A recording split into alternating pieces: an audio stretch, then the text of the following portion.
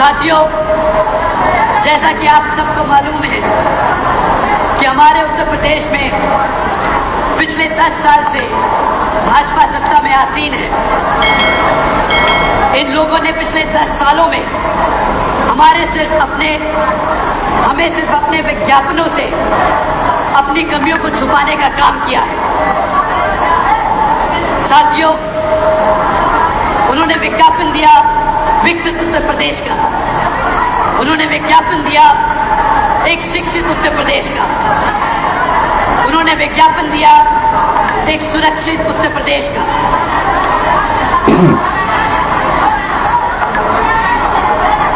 मैं बीजेपी की सरकार की कमियां गिनवाने नहीं आया हूं।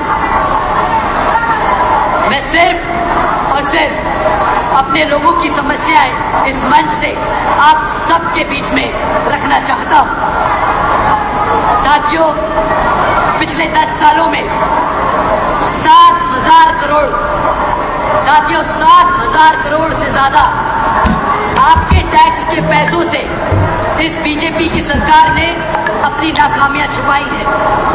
हमारी माताएं बहनें जो बैठी हैं, हमारे बड़े बुजुर्ग जो बैठे हैं, मेरे युवा साथी, आप सबको समझना होगा कि भाजपा ने पिछले 10 सालों में यहाँ आपके टैक्स के पैसों से अपनी कमियां छुपाने का काम किया है। और कुछ करोड़ रुपए नहीं, 7,000 करोड़ रुपए, 7,000 करोड़ अपनी कमजोरियों को छुपाने के लिए उनके पास पैसे हैं।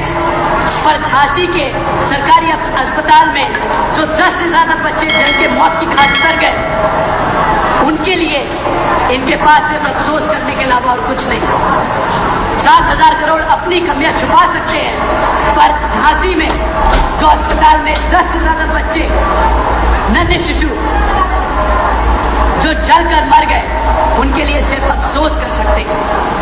7,000 करोड़ ये अपनी कमियां छुपाने के लिए एडवर्टाइजमेंट जरूर कर सकते हैं, पर 4 लाख से ज्यादा जो सरकारी पद इनके खाली पड़े हैं, उनको भरने के लिए इनके पास पैसे नहीं। 7,000 करोड़ आपका टैक्स का पैसा एडवर्टाइजमेंट में खर्चा, बट आपके बच्चों को नौकरी नहीं दी गई। साथियों, पिछले 10 सालों में 10 से ज्यादा नेशनल एग्जामिनेशन के पेपर लीक हुए। 7,000 करोड़ रुपए खर्च तो दिए अपने एडवर्टाइजमेंट में, परंतु अगर उसमें से कुछ पैसे अपने बच्चों के एग्जामिनेशन में लगा देते तो शायद आज यहाँ पे काफी सारे बच्चे वो एग्जामिनेशन पास कर सरकारी नौकरियों में लगे होते।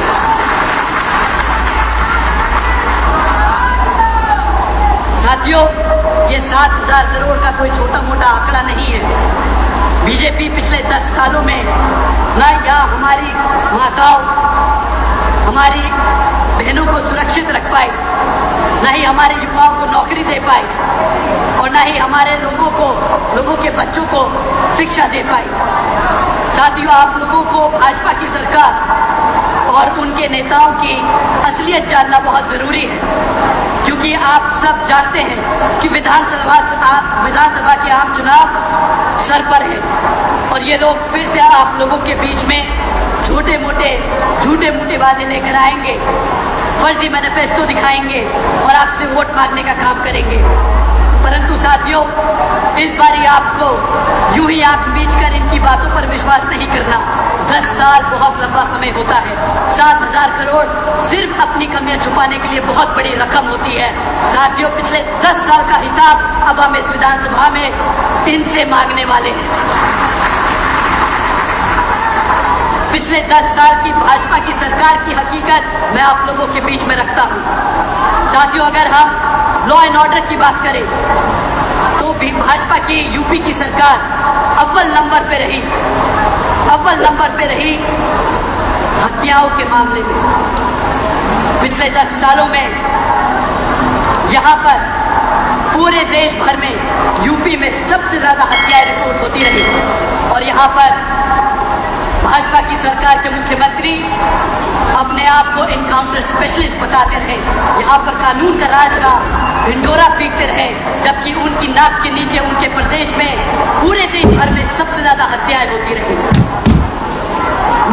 खिलाफ अपराध साथियों हर साल 3,000 से ज़्यादा हत्याएं होती रही और 65,000 से ज़्यादा हमारे माताएं बहनों के खिलाफ अपराध होते रहे। और यहाँ पर पुलिस आप सबकी शक्ल देखती रह गई। साथियों उत्तर प्रदेश की सरकार ऑर्गेनाइज क्राइम के मामले में हर साल 10,000 से ज़्यादा किडनैपिंग, एक्सटॉर्शन, रैकेटियरिंग के केस दर्ज करती है। अब ये मैं अपने आप से आंकड़े नहीं बना रहा हूँ, ये सरकार की NCRB का डेटा है। साथियों क्या ऐसी कोई सरकार को आप मौका देना चाहोगे जिनके यहाँ नाक के नीचे रिकॉर्ड दर हत्याएं होती रही, 65,000 से ज़्यादा महिलाओं के खिलाफ अत्याचार, 10,000 से ज़्यादा किडनैपिंग और रैकेटियरिंग के केस। साथियों ये तो वो है जो दर्ज हो पाए। और आप सब जानते हैं कि पुलिस कितना कोशिश करती है सरकार के दबाव में आके कि आप लोगों की FIR न दर्ज हो सके। साथियों आप इन आंकड़ों को हल्के में मत लेना, क्योंकि हर एक आंकड़े के पीछे किसी की बहन, किसी की बेटी, किसी की माँ तो किसी की पिता या दोस्त का चेहरा होगा। साथियों मैं सरकार आपके अपने आप को इनकाउंटर की सरकार या बाबा की सरकार पे बताती है, तो मैं आप सबसे पूछना चाहता हूँ कि क्या ये इनकाउंटर या बाबा की सरकार जिससे बहुत अपने आप को फेमस किया जा रहा है, क्या यहाँ पर कानून का राज है या फिर पुलिस की आड़ में गुंडों का राज? क्या यहाँ पर सरकार में पुलिस का राज है या फिर पुलिस की आड़ में गुंडों का राज? क्या ऐसी सरकार को दोबारा मौका देंगे आप? साथियों ये वही समय है, 5 साल में हर बारी एक बार आता है। बाबा साहब डॉक्टर भीमराव अंबेडकर जी की देन है कि आपको फिर से सरकार मौका दे रही है। ये संविधान आपको मौका दे रहा है कि इस सरकार को बदलने का, अपने भविष्य को बदलने का, अपनी माताओं बहनों को सुरक्षित करने का, अपने बच्चों को एक बेहतर भविष्य देने का इस बारी मौका मत छोड़िएगा। हाथी के सामने वाला बटन दबाकर इस कमर को कीचड़ से खिंचाड़ फेंक देगा। साथियों दूसरा बहुत बड़ा मुद्दा सुरक्षा के बाद आता है हमारे बच्चों की शिक्षा का। पर यहाँ पर भी भाजपा की सरकार आपको बहुत बड़े बड़े पोस्टर लगाकर बताना चाहेगी कि उन्होंने किस तरह शिक्षा के क्षेत्र में नए नए झंडे गाड़े, परंतु इनकी हकीकत मैं आप लोगों के बीच में रखना चाहूँगा। साथियों पिछले 10 सालों में इन्होंने नए स्कूल तो छोड़ो, पिछले 10 सालों में 25,000 से ज़्यादा यहाँ के आपके प्रदेश में स्कूल बंद करने का काम किया है। 25,000 से ज़्यादा स्कूल बंद किए जहाँ पर हमारे जैसे बच्चों के, हमारे जैसे समाज के बच्चों के, तो हमारे समाज के लोग वो बच्चे पढ़ने जाते हैं।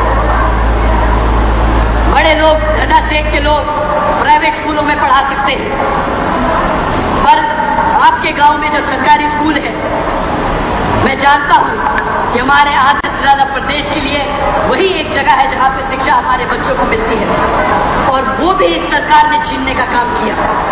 25,000 से ज़्यादा स्कूल बंद किए। और अगर आप इनसे सवाल पूछेंगे, जब ये आप लोगों के बीच में वोट मांगने आएंगे, आप इनसे पूछेंगे कि भाई तुमने 25,000 स्कूल बंद क्यों किए, तो ये पलट कर एक ही जवाब देंगे कि भाई हमारे पास शिक्षक नहीं है पढ़ाने के लिए, स्कूल में चलाने के लिए पैसा नहीं है, हम कैसे तुम्हारे बच्चों को पढ़ाएं। परंतु साथियों उनको पलट कर सिर्फ एक ही जवाब देना, तुम्हारे पास 7,000 करोड़ है अपना बिलबोर्ड, अपना ऐड लगाने के लिए, और मेरे बच्चे की जब शिक्षा की बात होती है तो तुम्हारे पास पैसे नहीं उसे पढ़ाने के लिए। साथियों दूसरा इनको जवाब देना, जब ये बोले कि हमारे पास पैसे नहीं है शिक्षक रखने के लिए, अगर तुम्हारे पास पैसे नहीं है शिक्षक रखने के लिए तो 1.5 लाख से ज्यादा सरकारी पद जो शिक्षक के हैं वो खाली क्यों है? क्यों तुमने वो वैकेंसी खोल रखी है? अगर खोल रखी है तो तुम्हारे पास पैसा है, तुमने बस भरा नहीं है। तुम जानबूझ के भर्ती नहीं करते, क्योंकि अगर भर्ती करी तो उनको जाके अपने हमारे समाज के बच्चों को पढ़ाना पड़ेगा। हमारे समाज के बच्चे अगर पढ़ गए तो अपने अधिकारों के लिए लड़ना खड़े हो जाएंगे। लड़ेंगे अपने अधिकारों के लिए, तो जैसे आपने देखा था अभी कुछ दिन पहले दिल्ली में हमारी जनरेशन के बच्चे अपने अधिकारों के लिए लड़े, वैसे ही हमारे समाज के बच्चे प्रदेश के कोने कोने में चौराहे चौराहे पर इनसे सवाल करेंगे आरक्षण के लिए, रोजगार के लिए, शिक्षा के लिए और लॉ एंड ऑर्डर के लिए, रोजगार के लिए। तब इनके लिए जवाब देना मुश्किल हो जाएगा। साथियों, जो सरकार स्कूल बंद कर दे, जो सरकार आपके स्कूलों में पढ़ने वाले टीचरों की भर्ती ना करे, क्या वो सरकार लायक है आपके प्रदेश में सत्ता में रहने के लिए? तो साथियों, मैं फिर से कहूंगा, ये मौका मत गवाना। मैं फिर से कहूंगा, ये मौका मत गवाना। आदरणीय बहन जी ने सालों साल मेहनत की है, हमारे समाज को इस लायक किया कि हम इस मंच पर खड़े होकर ये भाषण दे सके, ये अपनी बातें रख सके, अपने समाज की आवाज उठा सके। तो साथियों, इस 5 साल के बाद जो हमें ये मौका मिला है, इसे गंवाना नहीं, अपना वोट जरूर डालने जाना और इस बारी हाथी के सामने बटन दबाकर इस कमल को जड़ से उखाड़ने का काम करना।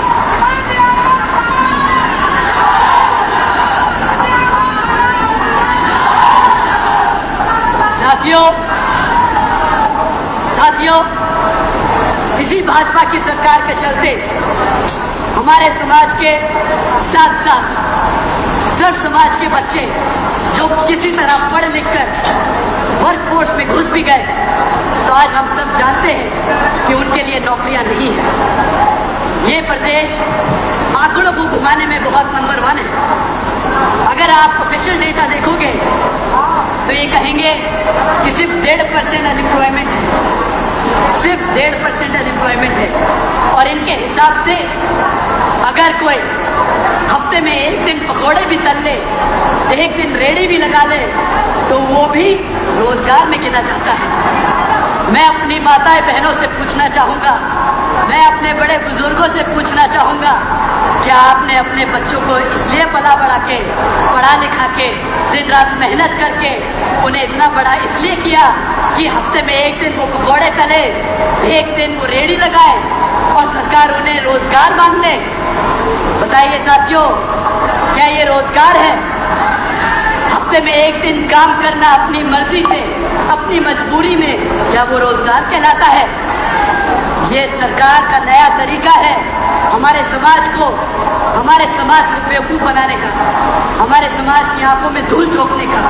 साथियों, हमारे समाज के 2 करोड़ से ज्यादा बच्चे बेरोजगार घूम रहे हैं, बल्कि जबकि 13 लाख से ज्यादा सरकारी पद आज भी खाली पड़े हैं। अगर ये चाहें तो ये सारे के सारे 13 लाख सरकारी पद भरकर सर समाज के बच्चों को रोजगार देने का काम कर सकते हैं, पर इनकी नीयत नहीं है, इनकी नीयत नहीं है हमारे बच्चों को रोजगार देने।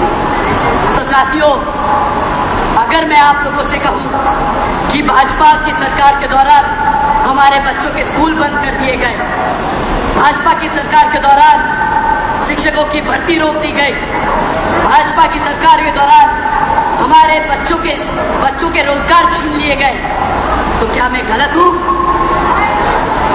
क्या मैं गलत हूं? क्या आपके साथ गलत हुआ?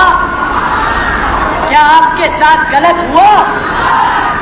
साथियों, अगर आपके साथ गलत हुआ तो इस बारी इस दर्द को अपने वोट में कन्वर्ट करके अपनी आदरणीय बहन जी को 5वीं बार मुख्यमंत्री बनाने का काम करें।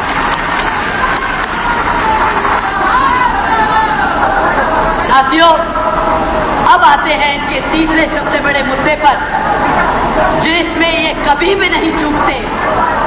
ये कहते हैं कि एक विकसित उत्तर प्रदेश बनाने का काम कर रहे हैं, डेवलपमेंट इनकी सेंटर स्ट्रैटेजी है।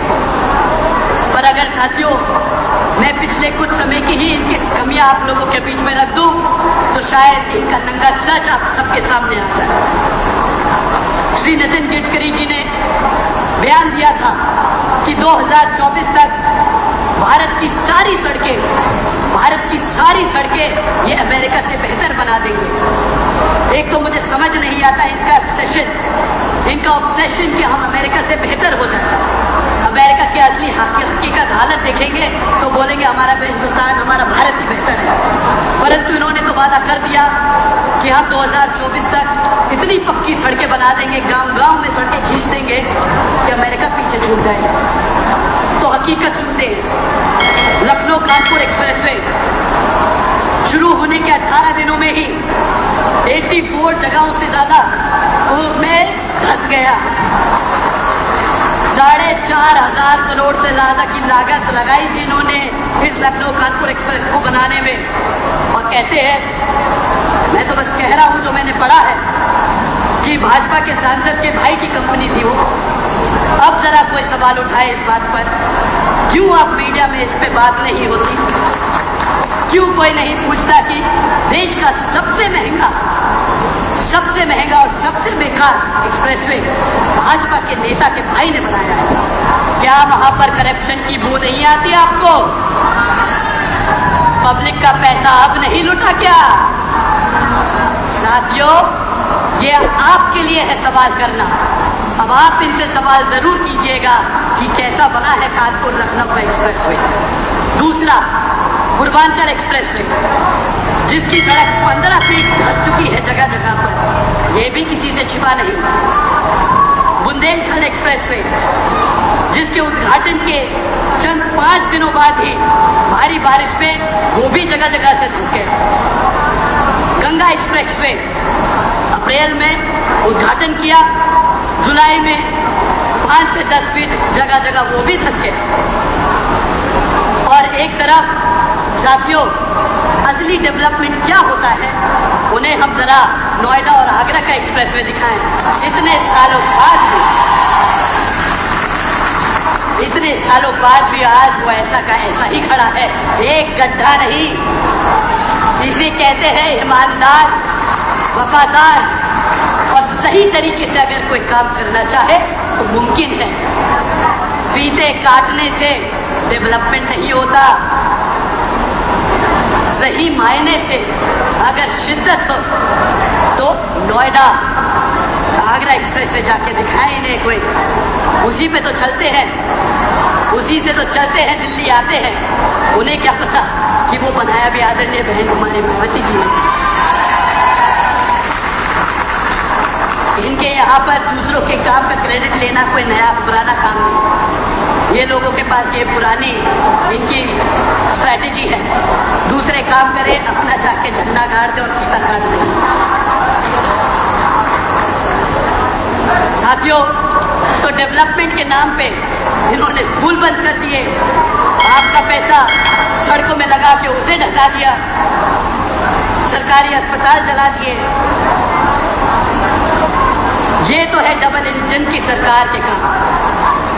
साथियों, ये तब हाल है जब सेंटर में भी भाजपा और यहाँ आपके प्रदेश में भी भाजपा। अब आप बताइए, इससे ज्यादा तेल पीने वाला इंजन कहाँ मिलेगा? इससे बेकार माइलेज देने वाला इंजन कहाँ मिलेगा? साथियों, इन्होंने कहा था डबल इंजन की सरकार लाएंगे और आपके सारे दुख दर्द खत्म कर देंगे, आपके लिए महंगाई खत्म कर देंगे।